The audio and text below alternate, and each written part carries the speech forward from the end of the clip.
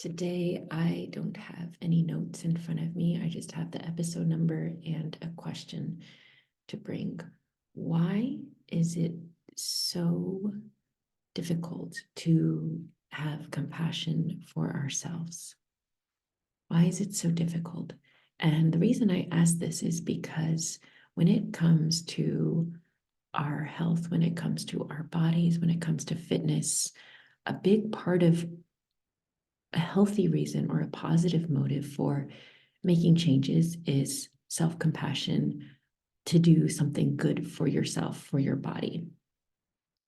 And sometimes, actually often in fitness, when we do start with a goal of wanting to lose weight or wanting to change our body composition or wanting to look a certain way, and we have that goal in mind and we want to pursue it at any cost, it can actually be harmful. And I've talked about this idea a lot on this podcast. But if we really want to make positive shifts that last for a long time, and we really want to create new habits that give us better results so we can really be kind to ourselves, enjoy a life that we want, it starts with compassion.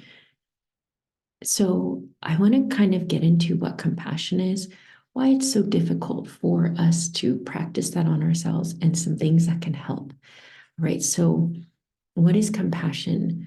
Compassion, I love etymology ever since I was a kid. I loved etymology, learning about where names come from. My hobby as a kid or young teen, I don't know how old I was looking at behindthename.com, and I would look at the different country origins of names and what they meant. And I thought it was really cool how you could put names together with different meanings. Anyways, etymology. The etymology of compassion, if you look in the dictionary, is from the two root words com or cone, which means with, and passion or pater, which is the root word we get patience from, which means to bear.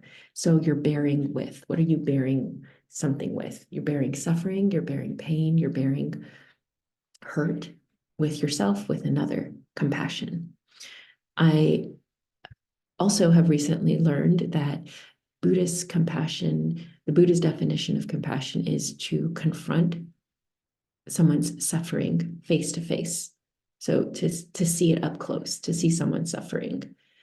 And we can apply that to others when we have compassion. Maybe we see someone hurting and we want to donate to them, or we want to help a friend out.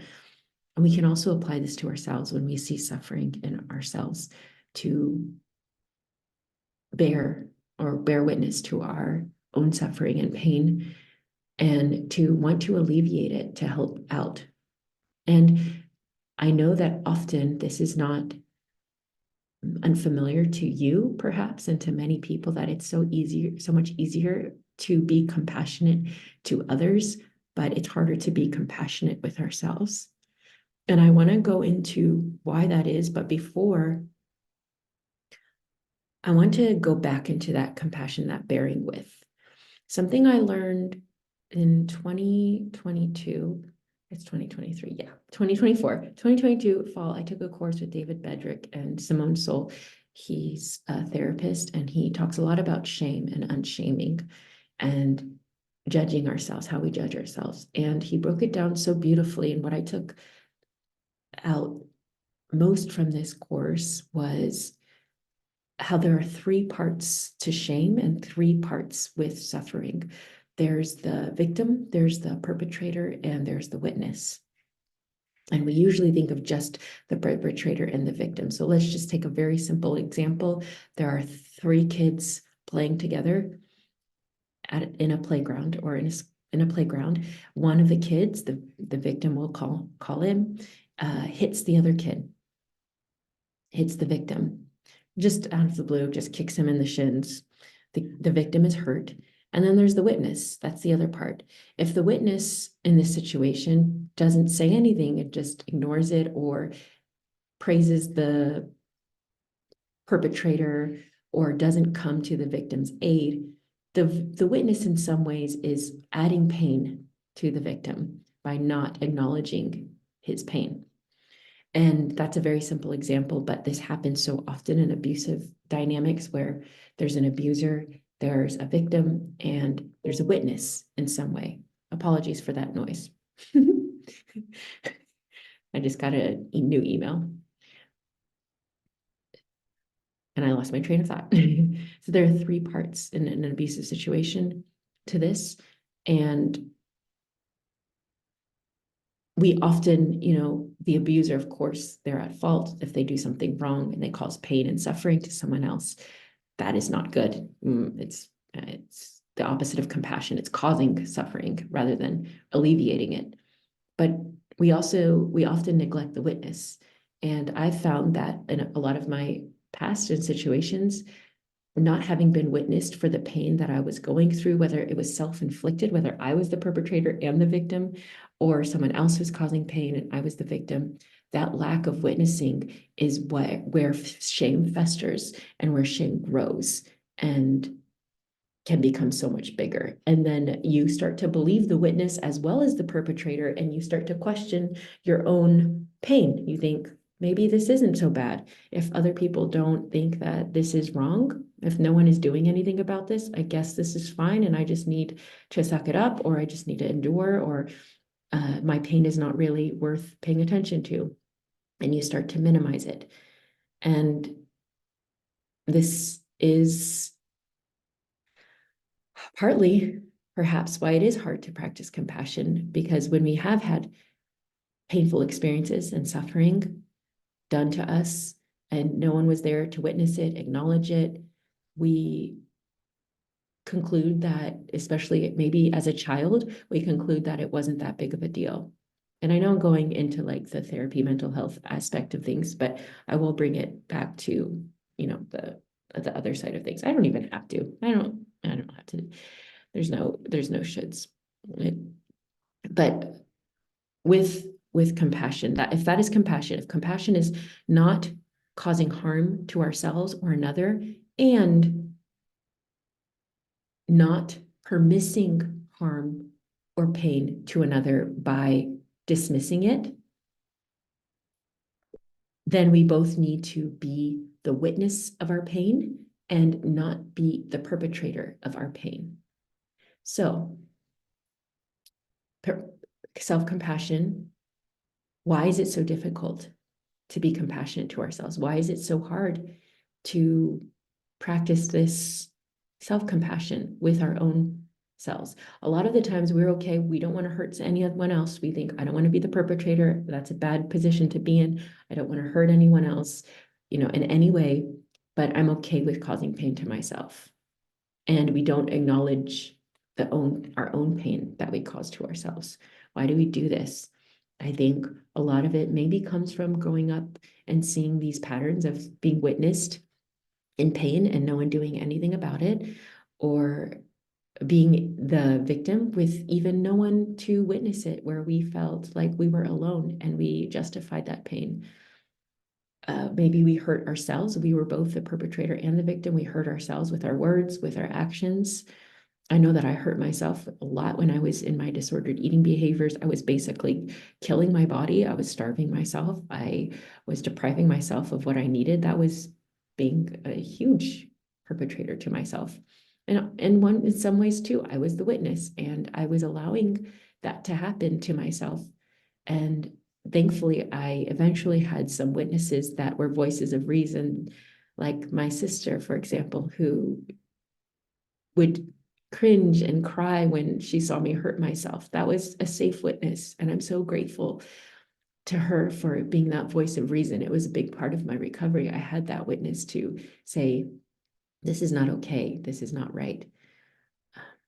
But yes, we often don't extend that to ourselves. So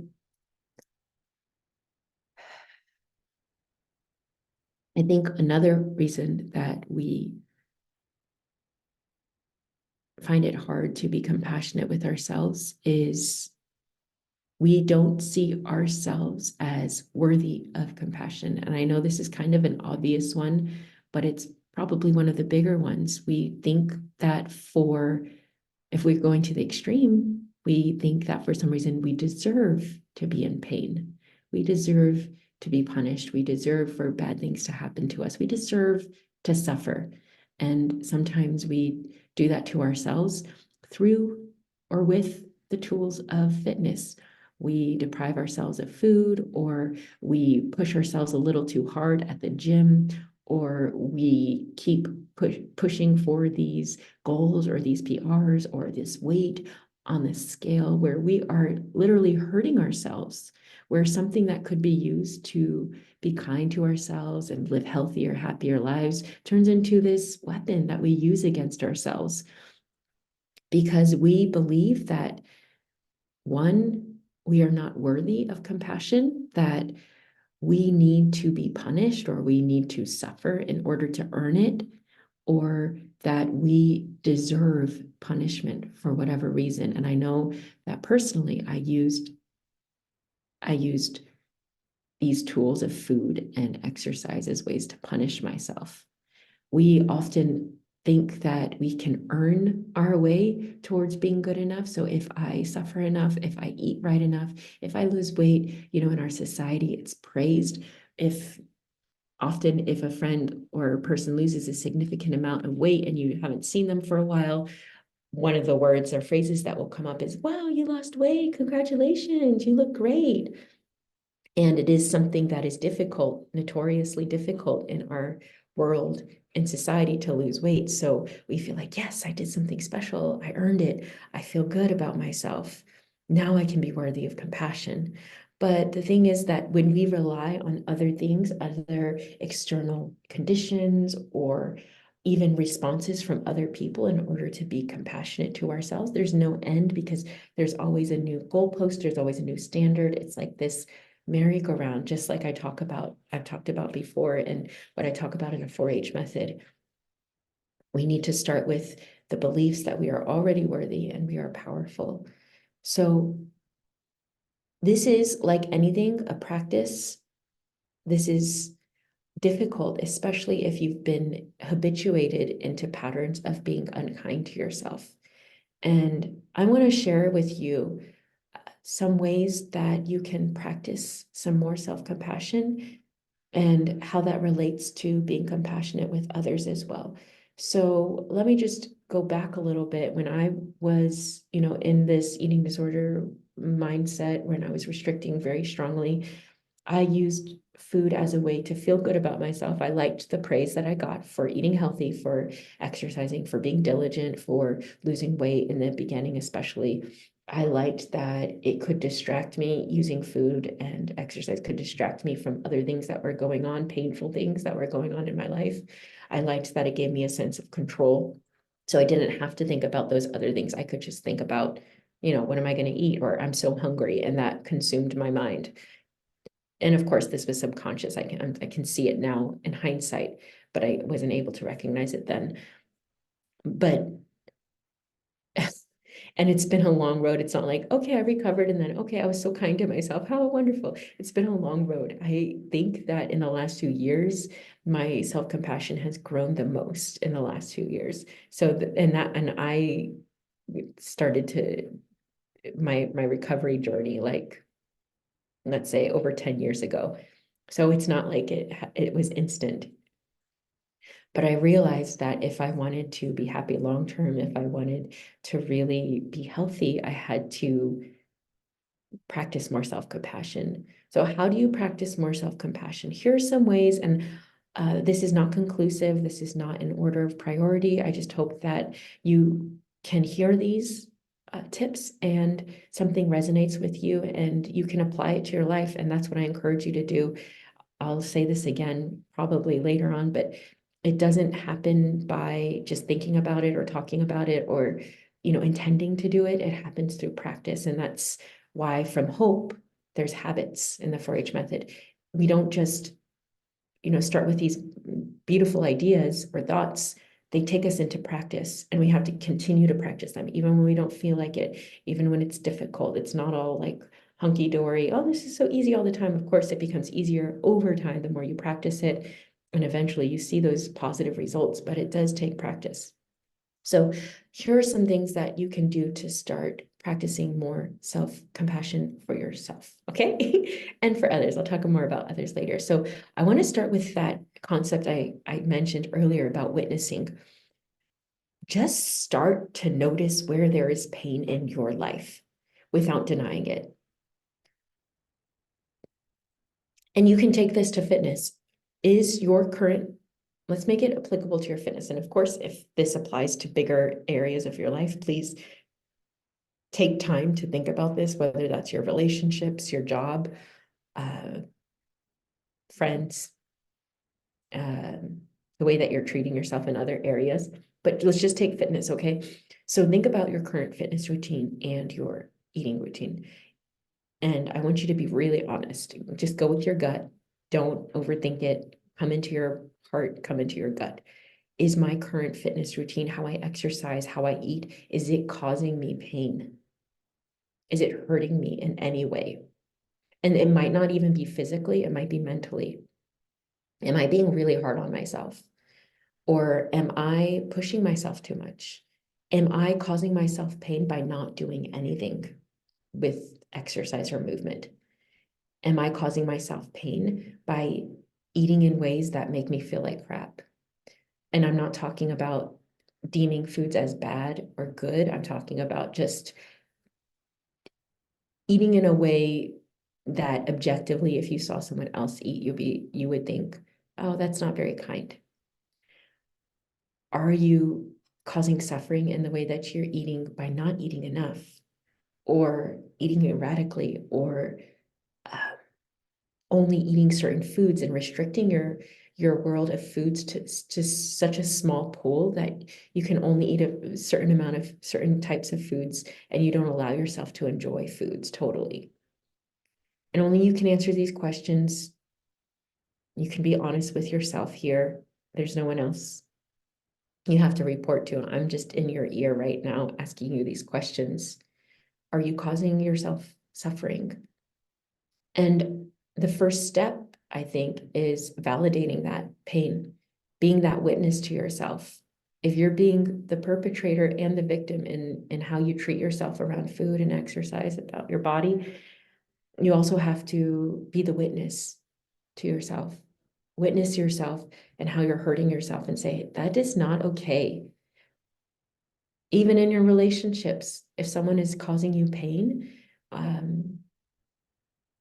saying, this is not okay. My needs are not being acknowledged. My needs are not being met. My feelings are not being validated. Whatever it is for you, I can't be my full self. And validating that, just acknowledging there is pain. If someone, so let's go back to those 3 kids on the playground. If that perpetrator, that one bully, hits the other kid on the playground in the shin, kicks him in the shin, a normal reaction for that kid would not be to just restrain his breath and hold it and just be silent, which is something I did as a kid. And I know for whatever reason, it was not okay to feel pain. I think that has to do with corporal punishment, but that's a different story. A normal reaction for that little kid would be to say, ouch, ow, ow, that hurt, ow. Anger would be a natural reaction. Injustice, a feeling of being betrayed or injustice, would be a normal reaction. So that's a healthy reaction. If you're noticing, wow, I haven't been kind to myself, or, I'm realizing that in my life, there are people who are hurting me and situations that are hurting me. And it's not about blaming them or putting all the focus on them. We have to look at what we can do about situations, and we can deal with those other things later, but we have to start with ourselves. Just saying, ouch. Yeah. Damn, I'm tired all the time. Or damn, I'm hungry all the time. Or ouch. Yeah, I'm really not taking care of my body, and I know I could be doing better. Ouch. Ouch. Acknowledging that. That's the start of witnessing, and that's the start of self-compassion. The other thing that you can do is listen. So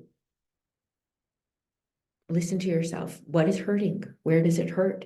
How does it hurt?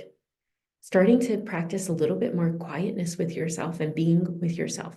And I know that this is what we often avoid because it's really scary. I know, we don't want to do it. But if you could just sit with yourself and think about, where am I hurting? How can I listen to myself? If that kid that was hurt on the playground, he got hurt, ouch. And that witness, said, that was not okay. That was wrong of you to do. I'm so sorry. I'm so sorry to the kid who got hurt. I'm so sorry that you got hurt. Can you tell me where you hurt? How does it feel? Are you okay? That witness listening to that victim is so healing. That's compassion. That witness is looking that pain in the eye and saying, how can I help?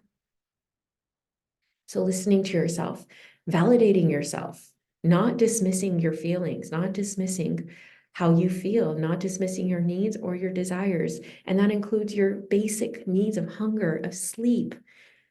This is where we go so wrong in fitness, is we have these ideas of where we need to be. We have these external standards of how we should look, these numbers in our heads, or these things that we think we should be doing because Betty does it at the gym, or Bob can do it out on the trail runs or whatever. And Betty and Bob, those are, well, do you know Betty? I know Betty. Do you know Bob? I know some Bobs. So I guess it's not irrelevant. Okay, Betty and Bob. So Betty and Bob do that. So I should be able to do that. And we're putting these standards on ourselves that we hurt ourselves in order to meet those standards. Because again, we want that acceptance, like I talked about last week. We have to start with, not looking at other people, but looking and accepting ourselves first. Okay, so validating your pain, like saying, ouch, just saying, ouch, literally, figuratively, ouch, I'm hurting. Listening, giving yourself compassion by listening. And the last thing that I want to talk about is justice. So the other thing that would happen in this situation, this would be a kind, compassionate thing for this witness to do. So let's say, perpetrator kicks victim and victim is hurt, ouch.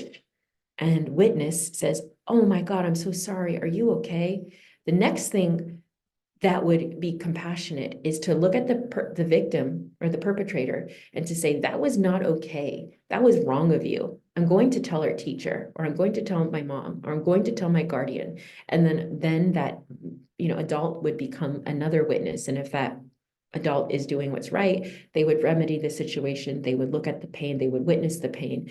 They would witness the injustice and do something, whether through punishment or through consequences, some form of consequence for that perpetrator, so they learn not to do it again.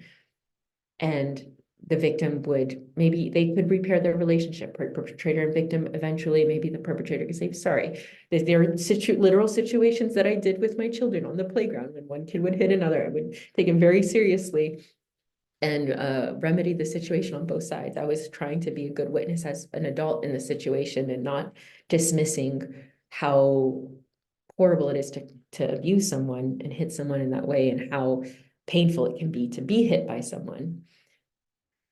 So the next thing that you can do is to remedy the situation, to protect yourself from this pain. And if we're talking about, big picture abusive situations, that would be like reaching out, getting help, leaving the situation, calling out the abuser for who they are, if at all, getting legal help so that the systems are on the side of the victim. And sadly, the government is not always a great witness for victims.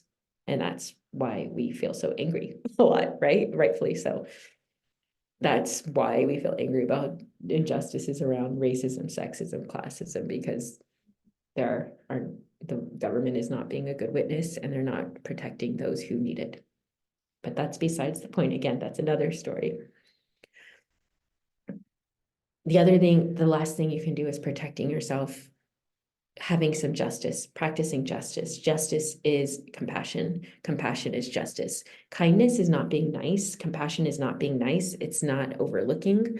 It's not dismissing. Compassion is justice. So when someone says, I love you, but they're actively hurting you and they're not doing anything about it, that's not love. That is denial, or you can call it whatever you want. But you need to do this for yourself too with your fitness. So if you realize, ouch, I'm hurting myself, and you listen to yourself and you acknowledge your pain, and you're there for yourself like a compassionate witness, the next thing you need to do is practice some justice. You need to make changes. You can't keep doing that to yourself. Can't keep hurting yourself. And we have to start with that acceptance of I'm worthy and get into that and practice that. But we also have to stop the harmful behaviors from happening again, either through creating, environments in our lives where it's difficult to do that, or we're getting help from a coach or a therapist or a friend to support us, a loving person in our lives to support us in not hurting ourselves. If you're hurting yourself by the quality of the food that you're eating, things that make you feel just bad, remedy that by making changes with your food. Or if you're exercising too much, you're pushing yourself too hard, you're overtraining, you're exhausted, you have to remedy that shit. You got to do something about it. Otherwise, you're just perpetuating the harm that you're causing yourself. And I know that it is really hard. And this is what I talk about a lot is I'm putting all these pieces together because fitness encourages us often to do things that hurt us, like, that those boot camp mindsets or those drill sergeant mindsets or no pain, no gain. It's so encouraged and promoted, even in subtle ways. Like it might not be outright, what was that movie? When you were a kid, did you watch that one where there's this, I forgot his name, but it was a comedian actor. He like breaks his finger in the beginning of the movie, or the kids breaks his finger and he's like some drill sergeant for kids. I don't know. But that mindset, it's not even always that extreme. It's just like maybe even promoting, you have to lose this amount of weight, or promoting, you always have to put yourself in the gym, or always like, you always have to challenge yourself. I was listening to a podcast recently, and I won't say the name of the podcast. I'm not trying to bash anyone, but this guy, he was a really hard trainer. He was a professional athlete, and his daughter got an eating disorder, and he discovered it. And a part of me was so happy that, that this was a conversation that was had around fitness. And another part of me was surprised that he was surprised that his daughter would have one, just the way that he talked about training and always like having to push yourself and challenge yourself. And that kind of mindset can be helpful in some situations, in some contexts, but in lots of ways, for a lot of us, it can be really harmful, especially when we're not coming from a place of self-compassion, which so many of us have trouble with already. So we have to just do something different. And this is why a big part of why I created the 4-H method and this program. It's like a framework, an idea, but it's also a program where you put these ideas into practice. We go into mindful movement, where it's about checking in with yourself, listening to yourself, making the changes that you need to make, where you're encouraged to practice those healthy habits that are healthy when you come at it with self-compassion. And we start with that framework in mind, not just we're going to do these workouts and you got to push yourself and you got to reach this goal. Oh, you want to lose 50 pounds? Okay, we're going to do that no matter what. I'm going to help you lose 50 pounds, where that becomes the goal. No matter what, we'll have to, if you need to drop your calories, we'll do it. If you need to exercise more, we'll do it. That's not self-compassion. All right. So what is compassion? Why is it so hard for us? And how do we practice more compassion with ourselves? I hope that this was helpful for you. I still need to practice this. Sometimes I look back at my days and I realize I'm feeling tired and I'm feeling whack, and I realize, oh, I haven't been compassionate with myself. I've been kind of mean. I've been having high standards, and it's so subtle. It's like a little slimy monster that creeps up, and just like you don't even notice it coming up. It's so subtle. So I'm not coming at this, I'm not sharing this from a place of I've arrived and I know self-compassion. No, fuck that. I'm still learning, and I'm just sharing with you what I have learned, and I hope that it's helpful for you.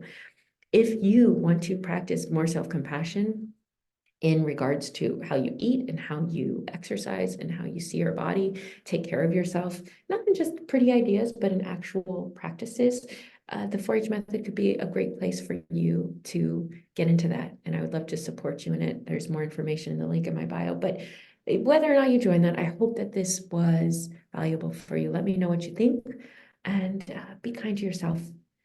Oh, wait, I wanted to share one more thing before I get off about compassion with others. We can only, and I'm going to share this really quickly before I get off, because I said I would, and I try to keep my word. I'm not even going to edit this to change it around. Just here I am. I told you I didn't have notes. This is what happens when I don't have notes. Compassion with others. We can only truly have compassion with others when we start with compassion for ourselves. When we are giving from a place of lack, or when you're giving from a place of expecting something from someone else, when we are giving from a place of I'm better than you and I need to save you, that is not compassion. That is not true compassion. Compassion witnesses the suffering and pain of another and seeks to alleviate it without causing pain to yourself. I'm learning this from Simone Seol in her course, The Way of the Dragon. She has this wonderful chapter on compassion, and it's wonderful discussion of compassion. So if you are being compassionate with others and helping someone else while you're hurting yourself, that is not compassion, because you're hurting yourself and you are just as worthy as any human being. So if in the situation with this kid at the playground, he's helping this kid, talking with him, if it causes him suffering or pain to do that, he's still hurting himself. So he's not practicing compassion for himself. We need to start with compassion for ourselves before we can give compassion, true compassion, to others. So when we have those ideas of I'm doing this as a way to earn my goodness, or I'm doing this as a way to distract myself from what I'm really going through, I'm numbing out, or I'm avoiding, that's causing pain to ourselves, and we can put that onto others as well. And again, not true compassion. So now we're concluded. Let me know if I forgot anything. I like you and I love you, and please be kind to yourself.